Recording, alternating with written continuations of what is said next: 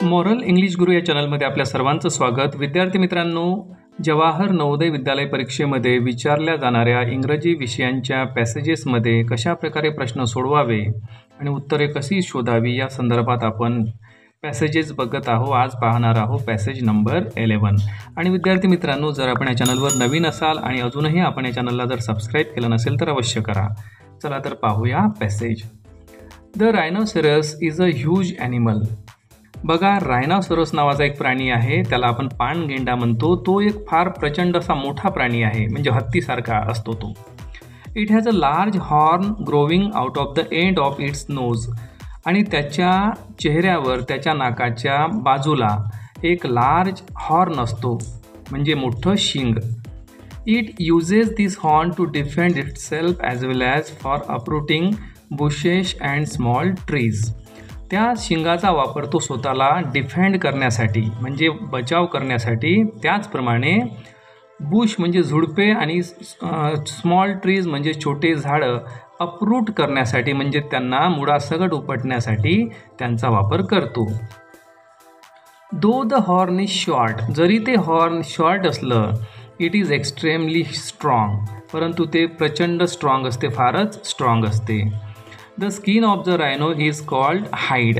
आणि त्या रायनोसेरसला या ठिकाणी शॉर्टकटमध्ये रायनो म्हटलेलं आहे. आणि त्या रायनोची स्किन त्याला म्हटलेलं आहे hide, HIDE, hide. It is very thick. ती फारच जाड असते. अँड टफ, फारच कडक. It is sed that even a bullet cannot go through it. असं म्हटलं जाते की त्यामधून एखादी बुलेटसुद्धा, म्हणजे बंदुकीची गोळीसुद्धा त्यामधून जाणार नाही असं म्हटलं जाते, म्हणजे ती एवढी कडक असते.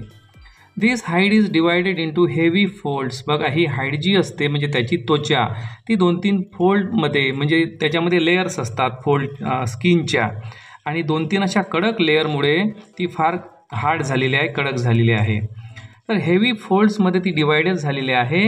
And it is an excellent protective cover. आणि त्यामुळेच त्याच्यासाठी काय झालेलं आहे, ते प्रोटेक्टिव्ह कवर झालेलं आहे, म्हणजे त्याचं संरक्षण कवच अशा प्रकारची त्याची ती स्किन आहे. त्याला आपण या ठिकाणी हाईड म्हटलेलं आहे. तर रायनो हॅज पुअर आयसाईट. बघा, त्याची आयसाईट, त्याची नजर मात्र पुअर आहे. पुअर म्हणजे कमजोर. हावेवर, पण तरीही it's sense of smell and hearing is very sharp. पण त्यासोबतच त्याचा जो सेन्स ऑफ स्मेल आहे, वास घेण्याची त्याची क्षमता, त्यासोबतच ऐकण्याची क्षमता, ती फारच शार्प आहे. म्हणजे एकीकडे आयसाईट पुअर आणि बाकीचे 2 सेन्स आहे ते आहे sharp. And warns it about approaching danger. आणि त्याला त्याचा स्मेलचा सेन्स आणि हिअरिंगचा सेन्स, त्याच्यामुळे त्याला अप्रोचिंग डेंजर, एखादा जर काही धोका त्याच्याकडे येत असेल तर त्याला ते लगेच कळते. The horn of the rhino is considered to possess medicinal properties. असं म्हटलं जाते की त्याच्या शिंगामध्ये जे हॉर्न आहे ना, त्याच्या नाकाजवळ, त्याच्यामध्ये काही मेडिसिनल प्रॉपर्टीज आहे, काही औषधी गुण आहे असं समजलं जाते. अनफॉर्च्युनेटली, आणि दुर्दैवानं, बिकॉज ऑफ धिस, आणि ह्याचमुळे जे समजल्या जाते ना की त्याच्या शिंगामध्ये मेडिसिनल प्रॉपर्टी आहे, आणि ही गोष्ट त्याच्यासाठी दुर्दैवी ठरली. It is hunted by human being. आणि म्हणूनच मानवांकडून त्याची शिकार केल्या जाते. A time may soon come when we may not see any rhinos in the wild but only in zoos. म्हणजे अशी ही वेळ येऊ शकते की आपण रायनोजला जंगलामध्ये बघणार नाही, फक्त त्याला झूजमध्ये बघू, म्हणजे प्राणी संग्रहालयातच बघू, आणि वेळ अशी येऊ शकते की तो नष्टही होऊ शकतो. प्रश्न पहिला, the horn of the rhino is. रायनोचं हॉर्न कसं असते? A, large and strong. बरोबर आहे, पॅसेजमध्ये तुम्हाला दिसत आहे large and strong. Large but weak. Weak तर नसते. Short and weak. वीक नसते. फुल ऑफ हेवी फोल्ड नसते. ॲन्सर पहिलं ए. जर पर्याय शॉर्ट अँड स्ट्रॉंग असता तर ॲन्सर तेही झालं असतं, हे लक्षात ठेवा. प्रश्न दुसरा, the rhino is protected by its. रायनोचं कशामुळे रक्षण होते? तो कोणत्या गोष्टीमुळे प्रोटेक्ट केला जातो? आयसाईटमुळे, त्याच्या नजरेमुळे, स्पीडमुळे, किंवा त्याच्या हाईडमुळे, किंवा नोजमुळे. हाईड म्हणजे त्याची त्वचा. तर आपण पॅसेजमध्ये बघितलं आहे की त्याचं रक्षण होते त्याच्या हाईडमुळे, त्याच्या त्वचेमुळे, म्हणजे ॲन्सर आहे सी. प्रश्न तिसरा, the rhino is hunted for its. Rhino हा हंट केला जातो, त्याची शिकार केल्या जाते. कशासाठी? तर त्याच्या हॉर्नसाठी, त्याच्या सिंगासाठी. म्हणजे या ठिकाणी बघा option hide, horn, meat, beauty. Answer आहे बी, हॉर्नसाठी.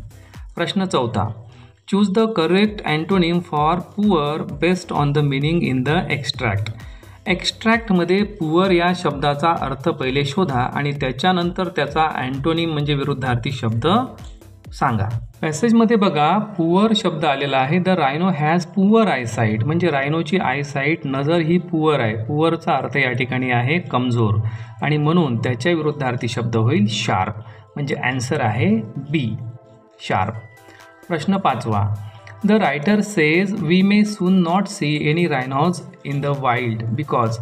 रायटर म्हणतो की आता लवकरच आपल्याला रायनॉज हा जंगलामध्ये दिसणार नाही. काय कारण आहे तर दे आर वीक ॲनिमल्स नाही ते कमजोर नाही. They will be killed by other animals त्यांना दुसरे ॲनिमल मारून टाकतील नाही.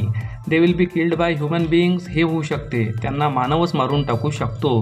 They will die due to lack of food तर असंही होणार नाही की ते अन्ना वाचून मरतील.